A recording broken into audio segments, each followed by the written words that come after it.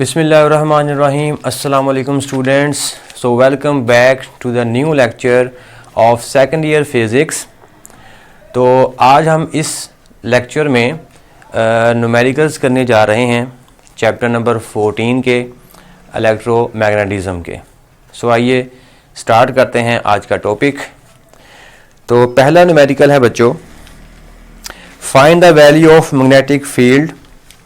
कहता है कि मैग्नेटिक फील्ड की वैल्यू आपने फाइंड आउट करनी है that will cause a maximum force, जो कि मैक्सिमम फोर्स की सबब बन रही है of 7 × 10⁻³ Newton on a 20 centimetre straight wire carrying a current of 10 ampere. तो क्वेश्चन है जी हमारे पास कि हमारे पास एक वायर है जिसमें से करंट जो है वो पास हो रहा है 10 एम्पेयर का, और इसको हमने मैग्नेटिक फील्ड में प्लेस किया हुआ है, और वो मैग्नेटिक फील्ड जो है वो हमें इसके ऊपर फोर्स अप्लाई कर रहा है, और इस वायर की हमें कोई लेंथ भी गिवन है। बताना ये है कि ये वायर कितने स्ट्रॉन्ग मैग्नेटिक फील्ड में रखी हुई है। ठीक है कि ये हमारे पास एक वायर है, इसमें से करंट पास हो रहा है और इसको हमने मैग्नेटिक फील्ड में प्लेस कर दिया। अब मैग्नेटिक फील्ड इसके ऊपर फोर्स अप्लाई करेगा, वो फोर्स हमें दे दी गई है। अब क्वेश्चन ये है कि ये कितने स्ट्रॉन्ग मैग्नेटिक फील्ड में प्लेस की गई है, और उस मैग्नेटिक फील्ड का हमने मैग्नीट्यूड फाइंड आउट करना है। ओके, तो डाटा हमारे पास गिवन है कि इस वायर की हमें लेंथ दी गई है 20 सेंटीमीटर। इस वायर में जो करंट पास हो रहा है वो है 10 एम्पेयर, और इसके ऊपर जो फोर्स लग रहा है वो है 7 × 10⁻³ न्यूटन। लेकिन फोर्स के बारे में उसने एक बात बोली है कि वो फोर्स लग रहा है मैक्सिमम। तो मैक्सिमम फोर्स लगने की वजह ये है कि मैक्सिमम फोर्स सिर्फ एक ही कंडीशन में लग सकती है, जब वो वायर जो है वो मैग्नेटिक फील्ड के साथ परपेंडिकुलर डायरेक्शन में पड़ी हुई हो, तब फोर्स उस वायर के ऊपर मैक्सिमम अप्लाई होगा। मतलब कि वायर और मैग्नेटिक फील्ड के दरमियान एंगल कितना हो, 90 डिग्री। तो 90 डिग्री पर उस वायर के ऊपर लगने वाली फोर्स कैसी मानी जाएगी, मैक्सिमम। तो बताना यह है कि वो कितने स्ट्रॉन्ग मैग्नेटिक फील्ड में उस वायर को प्लेस किया गया है। ओके, अब हम जानते हैं कि करंट कैरिंग वायर को जब मैग्नेटिक फील्ड में प्लेस किया जाता है तो मैग्नेटिक फील्ड उसके ऊपर कितनी फोर्स अप्लाई करता है, तो वो फोर्स बराबर होती है F = I × L × B। ठीक है, ये फॉर्मूला हमने पढ़ा हुआ है। Current carrying wire placed in a uniform magnetic field, तो उसके ऊपर इतनी फोर्स लगती है। अब इस फॉर्मूले को हम ऐसे भी लिख सकते हैं, F = ILB sine of theta. अब यहाँ पे थीटा गिवन नहीं है, लेकिन थीटा के लिए उसने एक लफ्ज़ बोल दिया कि फोर्स कैसी है, मैक्सिमम। तो मैक्सिमम फोर्स बताने पर एक्चुअली उसने आपको इनडायरेक्टली थीटा की वैल्यू दे दी हुई है। तो फोर्स मैक्सिमम कब लगेगा, जब लेंथ एंड मैग्नेटिक फील्ड ये दोनों आपस में परपेंडिकुलर डायरेक्शन में होंगे। मतलब थीटा कितना होना चाहिए, 90 होना चाहिए। तो हम यहाँ पे लिख देंगे एज वायर is placed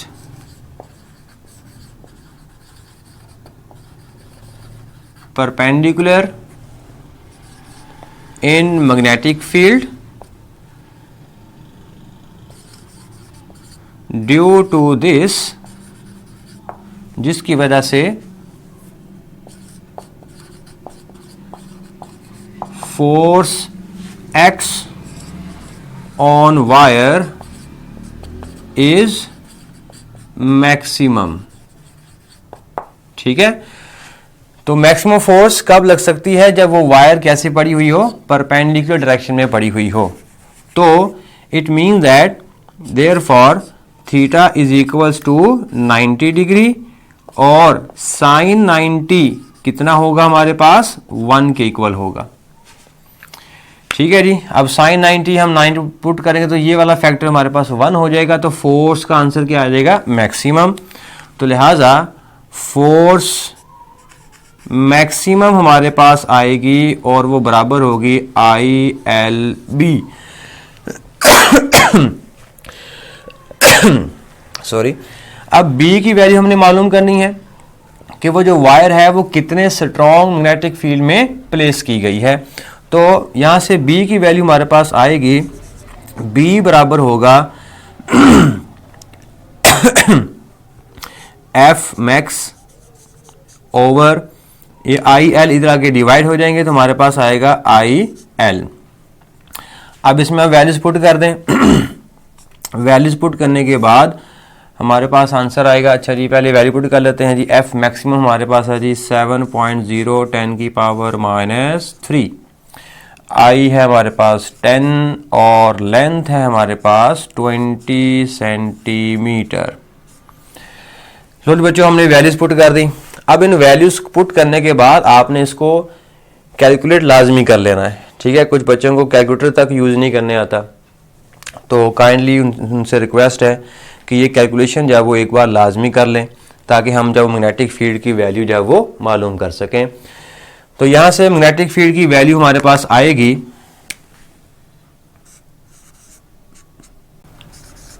3.5 10 की पावर -3 टेस्ला।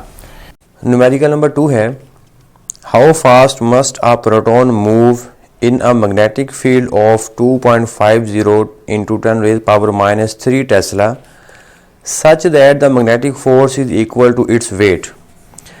कहता है कि अगर प्रोटॉन को हम मैग्नेटिक फील्ड में मूव करवाएं तो उसके ऊपर जो लगने वाली जो मैग्नेटिक फोर्स है और उस प्रोटॉन का जो वेट है अगर वो बराबर हैं, तो उस प्रोटॉन के मैग्नेटिक फील्ड में मूव करने वाली जो वेलोसिटी है उसको हमने फाइंड आउट करना है, ठीक है जी।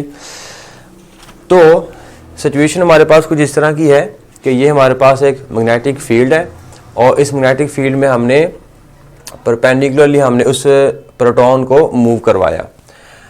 अब हमने वो वेलोसिटी हमने फाइंड आउट करनी है जिस वेलोसिटी से हम इस प्रोटॉन को, इस पार्टिकल को इस मैग्नेटिक फील्ड में प्रोजेक्ट करेंगे, इस तरह कि इसका जो इसके ऊपर जो लगने वाली जो मैग्नेटिक फोर्स है और इसका जो वेट है वो बराबर हो जाए। अब देखें, अब जब भी चार्ज पार्टिकल ऐसे मैग्नेटिक फील्ड में मूव करता है तो हम जानते हैं कि उसके ऊपर एक मैग्नेटिक फोर्स अमल करती है। अब फ़र्ज़ करें कि इस चार्ज पार्टिकल के ऊपर जो मैग्नेटिक फोर्स अमल कर रही है वो किधर होगी, उसकी डायरेक्शन कैसे फाइंड करेंगे। तो राइट हैंड रूल की मदद से ये हो गया थंब, उंगलियां और थंब, तो फोर्स लग रही ऊपर की तरफ, ठीक है। तो इसके ऊपर जो फोर्स लग रहा है वो लगेगा ऐसे ऊपर की तरफ, अपवर्ड डायरेक्शन में, ठीक है जी। अब इस फोर्स के तहत ये पार्टिकल क्या करेगा, ऐसे ऊपर की तरफ मूव कर जाएगा। लेकिन हम चाहते हैं ये पार्टिकल ऐसे सीधा मूव कर जाए। इसका मतलब ये है कि ये जो ऊपर फोर्स लग रही है इसको बैलेंस करने के लिए इसके अपोजिट एक और फोर्स होनी चाहिए और वो है इसका वेट। तो अब हम अगर इसका जो वेट है वो और फोर्स ये दोनों बराबर हो जाएं तो ये पार्टिकल क्या करेगा, ऐसे सीधा मूव कर जाएगा। तो उसने कंडीशन भी यही बताई है कि अगर मैग्नेटिक फोर्स और जो प्रोटॉन का जो वेट है अगर वो बराबर हैं तो उस प्रोटॉन की जो वेलोसिटी है वो मालूम करें कि वो कितना तेज़ी के साथ उस मैग्नेटिक फील्ड में से गुजरेगा। तो अब उसकी कंडीशन को यूज़ करते हैं कि हमारे पास मैग्नेटिक फोर्स बराबर है किसके, उस पार्टिकल के वेट के, प्रोटॉन के वेट के, ठीक है जी। कि अगर हमारे पास ये सिचुएशन है तो बताएं कि उसकी वेलोसिटी हमारे पास कितनी होगी, ये उसने पूछा है। अब मैग्नेटिक फोर्स का जो फार्मूला है, जो कि हमने पार्टिकल को परपेंडिकुलर डायरेक्शन में प्रोजेक्ट किया है, तो लिहाजा इसके ऊपर मैक्सिमम फोर्स लगेगा।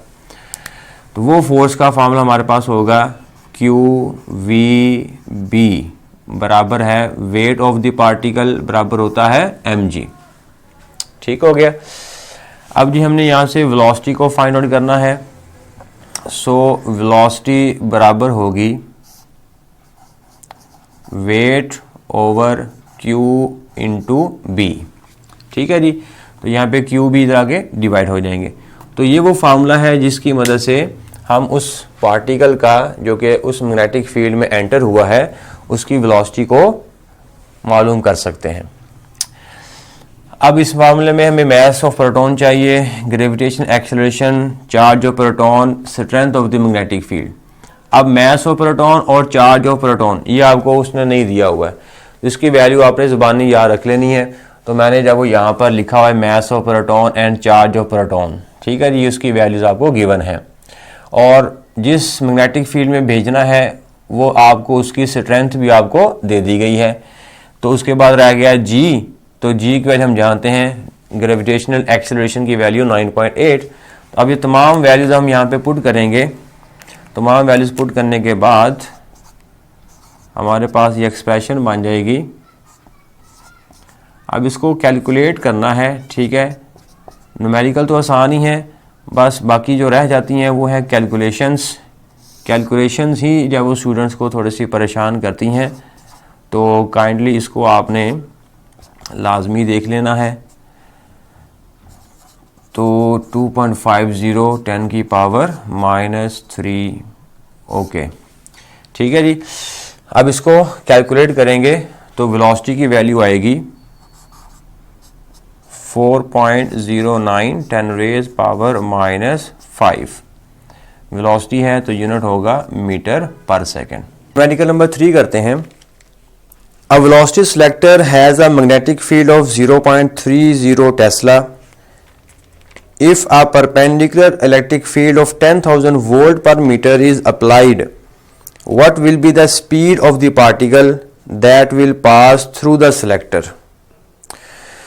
तो क्वेश्चन ये है कि हमारे पास एक वेलोसिटी सिलेक्टर है। वेलोसिटी सिलेक्टर पहले क्या होता है, पहले हम उस चीज़ को देखते हैं और फिर उसमें से कहता है कि आप पार्टिकल को मूव करवाना है। तो वो पार्टिकल जो उस वेलोसिटी सिलेक्टर में से बाहर आएंगे उनकी वेलोसिटी कितनी होगी वो हमने फाइंड आउट करनी है। तो सबसे पहले वेलोसिटी सिलेक्टर या इसका दूसरा नाम होता है वेलोसिटी फिल्टर, इसको देखते हैं। ये क्या होता है, ये एक ऐसा सेटअप होता है कि जिसमें मैग्नेटिक फील्ड भी होता है और इलेक्ट्रिक फील्ड भी होता है और ये दोनों फील्ड एक दूसरे के परपेंडिकुलर डायरेक्शन में होते हैं। अगर इलेक्ट्रिक फील्ड जैसे फर्ज करें ऊपर की तरफ है और मैग्नेटिक फील्ड जब इसके इस तरफ होगा तो ये दोनों आपस में कैसे होंगे, परपेंडिकुलर डायरेक्शन में। तो हमने चार्ज पार्टिकल्स को इन इलेक्ट्रिक और मैग्नेटिक फील्ड में से पास करवाना है। अब जैसे फॉर एग्जांपल यहाँ पे जो प्लेट्स हैं आपको नजर आ रही हैं, ऐसे दो प्लेट्स हैं, तो इनके दरमियान जो इलेक्ट्रिक फील्ड है ऊपर पॉजिटिव प्लेट है नीचे नेगेटिव प्लेट है, तो इलेक्ट्रिक फील्ड की डायरेक्शन किधर होगी, ऊपर से नीचे की तरफ। तो ये होगा इलेक्ट्रिक फील्ड की डायरेक्शन ऐसे ऊपर की से नीचे की तरफ, ये हो गई इलेक्ट्रिक फील्ड की डायरेक्शन। ठीक है जी। अब ये नॉर्थ पोल है और ये साउथ पोल है, अब इनके दरमियान मैग्नेटिक फील्ड होगा। अब अगर प्लेट्स ऐसे पड़ी हुई हैं तो पोल्स कैसे पड़े हुए हैं, वो ऐसे पड़े हुए हैं। ठीक हो गया। तो अगर ये नॉर्थ पोल है और ये साउथ पोल है तो मैग्नेटिक फील्ड की डायरेक्शन किधर होगी, नॉर्थ से साउथ की तरफ। तो ये होगी मैग्नेटिक फील्ड की डायरेक्शन ऐसे नॉर्थ से साउथ की तरफ। ठीक हो गया। तो अब ये दोनों फील्ड है वो कैसे हैं, परपेंडिकुलर डायरेक्शन में हैं।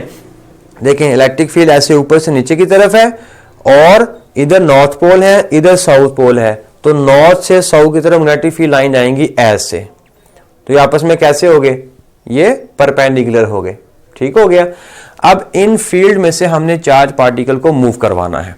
ओके, जब चार्ज पार्टिकल मूव करेगा तो ये दोनों फील्ड्स उन चार्ज पार्टिकल्स के ऊपर क्या करेंगे, फोर्स लगाएंगे और फोर्स लगाकर उनकी जो डायरेक्शन ऑफ मोशन है उनको चेंज करने की कोशिश करेंगे। ठीक हो गया। अच्छा, तो अब फर्ज करें कि हमने देखा कि एक पार्टिकल ये आया और ये पार्टिकल जब यूं ही इस फील्ड में एंटर होगा, मतलब इस वेलोसिटी सिलेक्टर में एंटर होगा, तो क्या होगा, इसके ऊपर फोर्स लगेगा। अगर तो इसकी वेलोसिटी है वो ज्यादा हुई, अगर इसकी वेलोसिटी ज्यादा हुई तो क्या होगा कि मैग्नेटिक फील्ड की वजह से लगने वाला जो फोर्स है वो ज्यादा डोमिनेंट होगा as compare to electric field. और अगर इसकी वेलोसिटी जब वो कम हुई तो क्या होगा, इलेक्ट्रिक फील्ड की वजह से लगने वाला फोर्स ज़्यादा डोमिनेंट हो जाएगा और ये जो चार्ज पार्टिकल है ये इलेक्ट्रिक फोर्स की वजह से ये मूव करेगा। ठीक है, दोबारा सुन लें, जब ये चार्ज पार्टिकल मूव करेगा इलेक्ट्रिक फील्ड में और मैग्नेटिक फील्ड में, तो ये किधर मूव करेगा? तो आंसर है जिस फोर्स का मैग्नीट्यूड ज्यादा होगा ये पार्टिकल उधर मूव कर जाएगा, क्योंकि यहाँ पे इलेक्ट्रिक फील्ड भी है और मैग्नेटिक फील्ड भी है, इलेक्ट्रिक फोर्स भी है और मैग्नेटिक फोर्स भी है। जब चार्ज पार्टिकल एंटर करेगा उस फील्ड के अंदर, तो अगर तो इलेक्ट्रिक फोर्स ज्यादा हुआ, ठीक है, तो ये इलेक्ट्रिक फोर्स की डायरेक्शन में जो है वो मुड़ जाएगा, और अगर इसके ऊपर लगने वाला जो मैग्नेटिक फोर्स होगा वो ज्यादा हुआ तो ये मैग्नेटिक फोर्स की डायरेक्शन में जो है वो मुड़ जाएगा। ठीक है, अब ये डिपेंड करता है, अब ये कैसे पता चलेगा कि ये इसके ऊपर जो लगने वाला जो फोर्स है वो मैग्नेटिक फोर्स ज्यादा है और इलेक्ट्रिक फोर्स ज्यादा है? तो उसकी रीजन ये है कि जो मैग्नेटिक फोर्स है वो वेलोसिटी के बढ़ने से बढ़ जाती है, QVB, तो अगर V बढ़ाएंगे तो मैग्नेटिक फोर्स बढ़ जाएगी। तो अगर चार्ज पार्टिकल ज्यादा तेजी से मूव कर रहा है, इसका मतलब उसके ऊपर मैग्नेटिक फोर्स का मैग्नीट्यूड ज्यादा अमल करेगा। ठीक है, और अगर चार्ज पार्टिकल स्लो मूव कर रहा है तो उसके ऊपर इलेक्ट्रिक फोर्स का फोर्स जो है वो ज्यादा लगेगा। ये बात याद रखिएगा। ठीक है, अब मान लीजिए कि हमने चार्ज पार्टिकल को भेजा और ये पार्टिकल जो है वो ऐसे इसमें आया और ऐसे डाउनवर्ड डायरेक्शन में मूव कर गया। जब ये डाउनवर्ड डायरेक्शन में मूव करेगा, इसका मतलब ये है कि इस पार्टिकल की जो वेलोसिटी है वो लो थी, लो स्पीड से ये एंटर हुआ था। ठीक है, लो स्पीड से एंटर हुआ था, जिसकी वजह से इलेक्ट्रिक फोर्स ज्यादा डोमिनेंट होगा और इलेक्ट्रिक फोर्स की डायरेक्शन में ये पार्टिकल क्या हो जाएगा? मुड़ जाएगा। ठीक हो गया। और अगर ये चार्ज पार्टिकल या वो ऐसे ऊपर की तरफ मुड़ जाएगा, अगर चार्ज पार्टिकल या वो ऐसे ऊपर की तरफ मुड़ जाएगा, ठीक है, इसका मतलब कि ये पार्टिकल की स्पीड ज्यादा है, स्पीड ज्यादा होने की वजह से मैग्नेटिक फोर्स ज्यादा हुई, उस मैग्नेटिक फोर्स की वजह से ये पार्टिकल जो है वो ऊपर मुड़ गया। और अगर फर्ज करें एक पार्टिकल है वो सीधा ही गुजर गया, ठीक है, वो पार्टिकल क्या हुआ? सीधा ही गुजर गया। अब पार्टिकल सीधा गुजर गया, इसकी क्या वजह हो सकती है? इसका मतलब यह है, इसकी वजह यह हो सकती है कि इसके ऊपर जो लगने वाला जो मैग्नेटिक और इलेक्ट्रिक फोर्स है वो कैसे होंगे? बराबर होंगे। तो जिसकी वजह से ये पार्टिकल डिफ्लेक्ट नहीं हुआ बल्कि सीधा ही गुजर गया। तो इस फिल्टर में से ये सीधा गुजर गया, तो वेलोसिटी सिलेक्टर जो है वो इस पार्टिकल की वेलोसिटी कितनी होगी, तो इस पार्टिकल की हमने वेलोसिटी मालूम करनी है। ठीक है, ये जो पार्टिकल जो सीधा गुजर गया है इसकी जो वेलोसिटी है वो हमने मालूम करनी है। वो कैसे पता चलेगा कि इसकी वेलोसिटी कितनी है? तो हमने क्या जज किया? हमने ये जज किया, हमने ये कंक्लूड किया कि जो पार्टिकल सीधा गुजर रहा है उसके ऊपर लगने वाला जो इलेक्ट्रिक फोर्स है और मैग्नेटिक फोर्स है वो कैसे होंगे? बराबर होंगे। अगर मैग्नेटिक फोर्स ज्यादा होता तो ये ऊपर मूव कर जाता, और अगर इलेक्ट्रिक फोर्स ज्यादा होता तो ये नीचे मूव कर जाता, लेकिन ये सीधा मूव कर रहा है, इसका मतलब कि इसके ऊपर लगने वाला जो फोर्स है, दोनों फोर्सेस हैं वो कैसे होंगे? बराबर होंगे।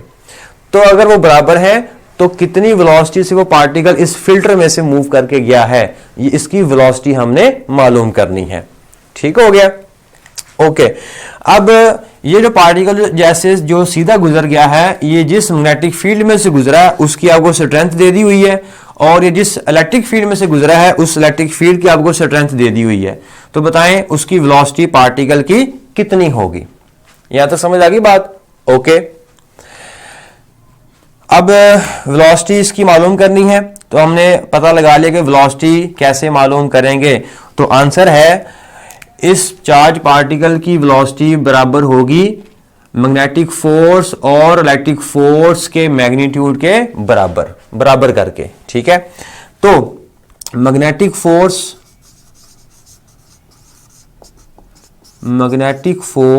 Must be equals to electric force. ठीक है, ये दोनों फोर्सेस बराबर होंगी तो ही चार्ज पार्टिकल या वो सीधा मूव कर रहा है। ठीक है जी, तो अगर सीधा मूव कर रहा है तो कितनी वेलोसिटी होगी ये हमने मालूम करना है। तो मैग्नेटिक फोर्स का फॉर्मूला होता है QVB इज इक्वल टू, मैं साइन थीटा क्यों लिख रहा हूं, साइन थीटा की वैल्यू 1 है, क्यों, क्योंकि पार्टिकल जो है वो उस मैग्नेटिक फील्ड में परपेंडिकुलर एंटर हुआ है 90 के एंगल से, ठीक है, तो साइन 90 1 हो गया। इलेक्ट्रिक फोर्स किसके बराबर होती है, वो होती है Q इंटू ई। इलेक्ट्रिक फोर्स जो है वो वेलोसिटी पर डिपेंड नहीं करती, ठीक है जी, वो चार्ज की नेचर और सिर्फ इलेक्ट्रिक फील्ड की स्ट्रेंथ पे डिपेंड करती है।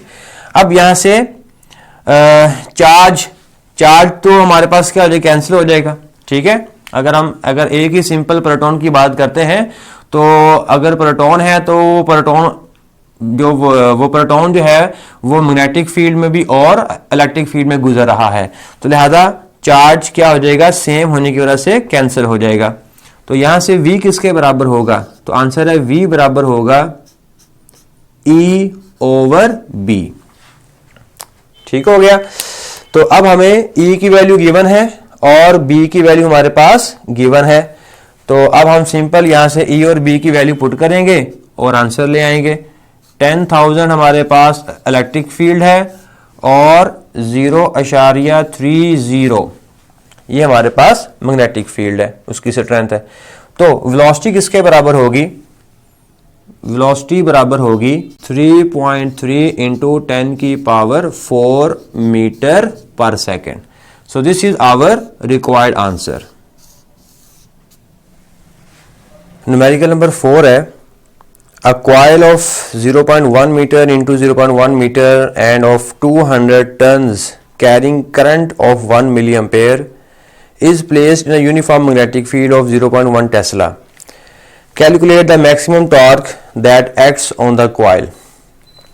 कहता है आपके पास एक करंट कैरिंग कॉइल है जिसमें से करंट गुजर रहा है 1 मिलियम्पेयर का और उसके 200 टन्स हैं और उसका एरिया दिया हुआ है और वो यूनिफॉर्म मैग्नेटिक फील्ड में जब वो पड़ी हुई है जिसकी स्ट्रेंथ 0.1 टेस्ला है। तो बताएं उसमें मैक्सिमम टॉर्क जो उसमें प्रोड्यूस होगा उसकी कैलकुलेशन करनी है, ठीक है, कि मैक्सिमम टॉर्क जो है वो उसमें कितना प्रोड्यूस होगा। तो अब क्वेश्चन है कि मैक्सिमम टॉर्क कब पैदा होगा, जब कॉइल मैग्नेटिक फील्ड के ऐसे पड़ी हो या ऐसे पड़ी हो, बताएं, सोचें जरा, परपेंडिकुलर डायरेक्शन में पड़ी हो या पैरेलल डायरेक्शन में पड़ी हो। तो आंसर है जब वो आपस में पैरेलल डायरेक्शन में पड़ी हुई हो, ठीक है। मैग्नेटिक फील्ड के जब वो पैरेलल डायरेक्शन में होगी तब उसमें टॉर्क मैक्सिमम होगा और जब वो परपेंडिकुलर डायरेक्शन में पड़ी होगी तब उसमें जो टॉर्क है वो 0 पैदा होगा या मिनिमम पैदा होगा, ठीक है। वो कैसे पता चला, क्योंकि हम जानते हैं कि टॉर्क का फॉर्मूला क्या होता है। टॉर्क का फॉर्मूला हमारे पास होता है tau is equal to NIAB cos of theta, नियाब कोस थीटा, ठीक है जी। तो इसमें थीटा की वैल्यू हमारे पास जब वो क्या है हमारे कंट्रोल में, हम उसकी ओरिएंटेशन को चेंज कर सकते हैं। तो अगर हम इस चीज को 1 कर दें तो हमारे पास टॉर्क की वैल्यू क्या आ जाएगी, मैक्सिमम आ जाएगी। तो ये 1 कब होगी, जब थीटा की वैल्यू 0 होगी। और थीटा क्या होता है, उस प्लेन कॉइल का जो प्लेन है और मैग्नेटिक फील्ड इसके दरमियान एंगल होता है। तो अगर कॉइल का प्लेन पैरेलल हो मैग्नेटिक फील्ड के साथ तो एंगल 0 होगा और अगर कॉइल का जो प्लेन है वो परपेंडिकुलर हो तो एंगल 90 होगा, ठीक है जी। तो हमें मैक्सिमम टॉर्क कैलकुलेट करना है। तो मैक्सिमम टॉर्क के लिए कंडीशन क्या है कि वो जो कॉइल है वो मैग्नेटिक फील्ड के साथ पैरेलल डायरेक्शन में पड़ी हुई होगी, ठीक हो गया। सो उसने बोला कि मैक्सिमम टॉर्क मालूम करें। So for maximum torque angle should be 0 degree. This implies that cos 0 degree is equals to 1, ठीक है जी। तो लिहाजा हमारे पास जो टॉर्क आएगा वो क्या आ जाएगा, maximum is equals to NIAB, ये फॉर्मूला आ जाएगा। अब इसमें आपको number of turns, current flowing through the coil, area of the coil, magnetic field placed, ठीक है, जिस मैग्नेटिक फील्ड में वो प्लेस की हुई है कॉइल, ये सारी वैल्यूज हमें गिवन है, ठीक है जी। Area of the coil 0.1 into 0.1 0.01 metre square, number of turns 200, current की value 1 milli ampere 1 into 10 raise power -3 ampere, magnetic field है 0.1 टेस्ला। अब ये सारी वैल्यूज में पुट कर दें।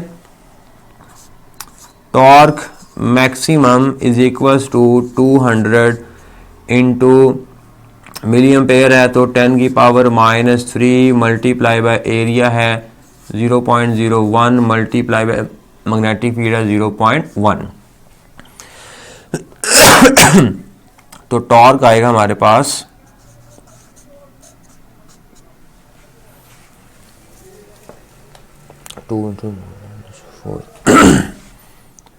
2 इंटू 10 रेज पावर -4। तो टॉर्क का यूनिट क्या होगा? Newton metre. So this is our required answer. Numerical number 5 है, a power line 10 metre high carries a current 200 ampere, find the magnetic field of the wire at the ground. Question ये है कि एक wire है, उसमें से 200 ampere का current pass हो रहा है, ठीक है। एक मतलब टावर की एक वायर है, फर्ज करें कि ये हमारे पास एक वायर है टावर की, इसमें से जो करंट है वो पास हो रहा है 200 एम्पेयर। 200 एम्पेयर करंट इसमें से पास हो रहा है। अब जब भी किसी वायर में से करंट पास होता है तो एम्पेयर लॉ के मुताबिक वो अपने इर्द गिर्द एक मैग्नेटिक फील्ड या वो जनरेट करता है, ठीक है। अब ये जो वायर है ये ग्राउंड से जो है वो कितनी हाइट पर है? तो आंसर है ये ग्राउंड से 10 मीटर की हाइट पर है। हाइट है 10 मीटर। तो इस 10 मीटर की हाइट पर इस करंट से बनने वाला जो मैग्नेटिक फील्ड है उसकी स्ट्रेंथ हमने मालूम करनी है ग्राउंड पर, ठीक है। फर्ज करें ग्राउंड पर हमारे पास कोई एक पॉइंट है ये वाला, तो क्या होगा, इस पॉइंट पर हमने मैग्नेटिक फील्ड स्ट्रेंथ मालूम करनी है। इस करंट की वजह से जो मैग्नेटिक फील्ड बन रहा है उसकी स्ट्रेंथ मालूम करनी है, ठीक हो गया। अब जैसे ये स्ट्रेट वायर है, इसमें से जब करंट पास होगा तो अपने इर्द गिर्द ऐसे मैग्नेटिक फील्ड बनाएगा, ऐसे सर्कुलर पाथ में, ठीक हो गया। और यहाँ पे ग्राउंड है और यहाँ पर कोई एक पॉइंट है, और ये पॉइंट जो चूंकि ग्राउंड पर है और ग्राउंड इस वायर से कितनी हाइट पर है? 10 मीटर की हाइट पर है। इसका मतलब ये वाला जो पॉइंट है ये भी कितनी हाइट पर है? 10 मीटर की हाइट पर है। अब इसका ऐसे फील्ड बनेगा, तो जब इसका ऐसे फील्ड बनेगा सर्कल पाथ में, तो वो फील्ड जब उस ग्राउंड के इस पॉइंट पर से भी ऐसे गुजरेगा, टच करेगा। तो इसका मतलब यह है कि हमने इस पॉइंट पर इसका जो मैग्नेटिक फील्ड ये बन रहा है 10 मीटर की डिस्टेंस पर, उसकी स्ट्रेंथ मालूम करनी है, ठीक है। तो इस वायर ने जो मैग्नेटिक फील्ड या वो जनरेट किया हुआ है अपने इर्द गिर्द ऐसे सर्कुलर पाथ में, तो इस पॉइंट पर भी कुछ ना कुछ मैग्नेटिक फील्ड स्ट्रेंथ होगी, ठीक है जी। तो वो मैग्नेटिक फील्ड स्ट्रेंथ हमने मालूम करनी है at a distance of 10 metre. तो एम्पेयर लॉ के मुताबिक एम्पेयर लॉ होता है जी B डॉट डेल्टा L, ठीक है जी, सम और म्यू नॉट I इनक्लोज्ड, ठीक है जी। ये एम्पेयर लॉ का फार्मूला है। इसमें जो मैग्नेटिक फील्ड, ठीक है जी, ये हमने मालूम करना है। और डेल्टा एल का समीशन, ये कैसा समीशन है? डेल्टा एल मतलब लेंथ एलिमेंट, मतलब कि इस पॉइंट पर जो कि 10 मीटर दूर है, इस पॉइंट पर हमने क्या करना है? मैग्नेटिक फील्ड स्ट्रेंथ मालूम करनी है। तो ये सर्कल बन रहा है, तो हम अगर इन सर्कल्स को जब वो छोटे छोटे पैचेस में डिवाइड कर लें तो हमारे पास एक पैच का नाम क्या होगा? Delta L. तो अगर मैं सारे पैचेस जो कि सर्कल को मैंने छोटे छोटे पैचेस में डिवाइड किया हुआ है, अगर मैं सारे पैचेस को इकट्ठा कर लूं तो मेरे पास क्या बन जाएगा? वो सर्कल बन जाएगा, ठीक है। मतलब उस सर्कल की हमारे पास लेंथ आ जाएगी, उस सर्कल का क्या आ जाएगा? हमारे पास सर्कमफेरेंस आ जाएगा, ठीक है। तो हम यहाँ पे क्या लिखेंगे? मैग्नेटिक फील्ड, और इस डेल्टा एल की जगह पर मैं क्या लिख सकता हूं? सर्कमफेरेंस ऑफ ए सर्कल, ठीक है, और वो कितना होता है हमारे पास, वो होता है 2 पाई आर, ठीक हो गया, is equal to mu naught into I. अब b की वैल्यू हमने मालूम करनी है, तो b किसके बराबर आ जाएगा, mu naught I over 2 pi R. यहां तक समझ आ गई है। तो अब ये वाला फार्मूला हम यूज करेंगे to find out the strength of a magnetic field at a distance r, और r हमारे पास कितना है, 10, ठीक है। ये सर्कल बन रहा है ना, तो इस सर्कल का सेंटर क्या होगा, वायर होगी, तो इस वायर से इतनी दूर ये हमारे पास r होगा, और वो r किसके बराबर है, h के बराबर है। तो फार्मूला हम कौन सा यूज करेंगे मैग्नेटिक फील्ड मालूम करने का, तो आप डायरेक्ट ही वो ये वाला फार्मूला याद कर लें, ठीक है, mu naught I over 2 pi R. तो मैं यहां पे वो फार्मूला डायरेक्ट ही लिख रहा हूं, b is equal to mu naught I enclosed over 2 pi R. अब इस फॉर्मूले में सारी वैल्यूज गिवन है। अब आप देखें उसने म्यू नॉट की वैल्यू आपको नहीं दी, तो ये आपने खुद से याद रख लेनी है। परमिएबिलिटी की वैल्यू ये जुबानी याद होनी चाहिए, वो आपको नहीं देगा, ठीक है। आई करंट उसने आपको दिया हुआ 200, 2 पाई की वैल्यू आप जानते हैं 3.14, और आर वो डिस्टेंस, जिस डिस्टेंस पर हमने उस मैग्नेटिक फील्ड स्ट्रेंथ को मालूम करना है, ठीक है जी। अब ये सारी वैल्यूज चाहे वो पुट कर दें, तो मैग्नेटिक फील्ड की वैल्यू मैं यहाँ पे डायरेक्ट आंसर लिख देता हूँ, ठीक है। वैल्यूज पुट, चले मैं वैल्यूज पुट कर ही देता हूँ ताकि आपको पता हो कि अच्छा म्यू नॉट की वैल्यू हमारे पास कितनी होती है, तो म्यू नॉट की वैल्यू हमारे पास होती है 4 पाई इंटू 10 रेज पावर -7, इतनी होती है ना, हाँ जी, 4 पाई इंटू 10 पावर -7। तो करंट हमारे पास है 200, ठीक है जी, डिवाइडेड बाय 2 इंटू 3.14 इंटू 10। अब सारी वैल्यू पुट करने के बाद मैग्नेटिक फील्ड का आंसर क्या हमारे पास आया, 4 इंटू 10 की पावर -6, और यूनिट क्या होगा मैग्नेटिक फील्ड का, tesla. So this is our required answer.